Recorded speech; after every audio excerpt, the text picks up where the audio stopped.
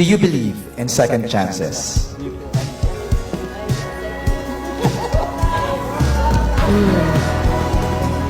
Second chances. We all hope for a second chance, definitely.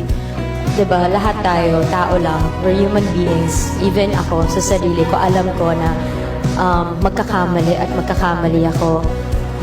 Ako, personally, I'd do anything to be given that second chance again, that opportunity to correct my wrongdoings, to rebuild relationships, I guess, and to maybe regain trust. All these things, lahat yan part din ng forgiveness, syempre. Forgiveness or second chances isn't an obligation. It's a choice and it's a gift.